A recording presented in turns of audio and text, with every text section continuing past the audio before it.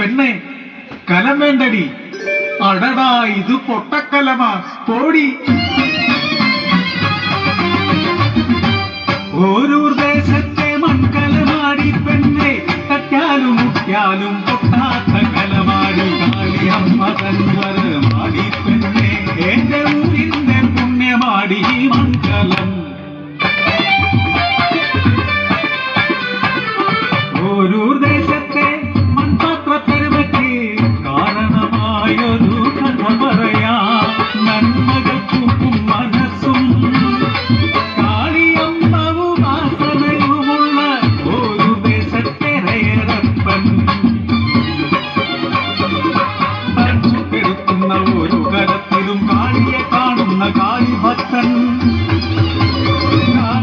തണലായി തുണയായി കൂടെ പതിവ്രതരത്നമാമൈലമ്മയും.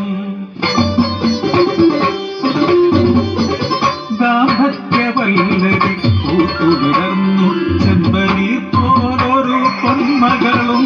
കണ്ണേറു തട്ടാതെ കാൽ മുള്ളുകൊള്ളാതെ കൊഞ്ചിച്ചു ലാളിച്ചു വളർത്തിയവർ, കുഞ്ഞിക്കാളിയെ വളർത്തിയവർ.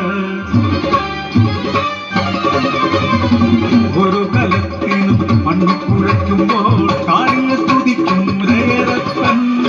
ചുറ്റും നടക്കുന്നതൊന്നും അറിയാതെ മണ്ണു കുഴയ്ക്കും അവരെന്നും. ചൂളയിൽ ചുട്ടെടുത്തിടുന്ന പാത്രങ്ങൾ ജീവൻ തുടിക്കുന്നതെന്നു തോന്നും.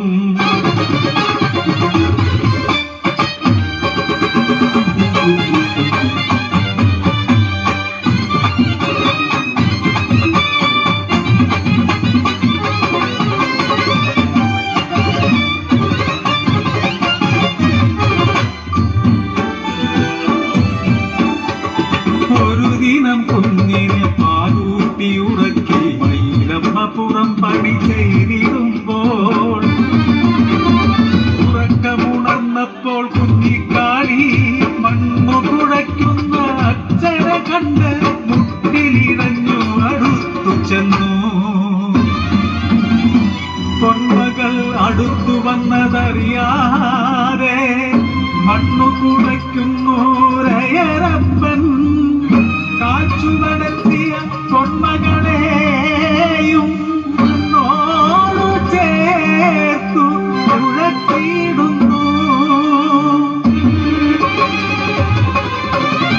തിരികെ എത്തിയ മൈലമ്മയപ്പോൾ കുഞ്ഞിനെ കാണാതെ നിലവിളിയായി. ചുമറിച്ചൊര കരിമൺ കൂനയിൽ ഒലിച്ചിറങ്ങുന്നു രക്തച്ചാല്.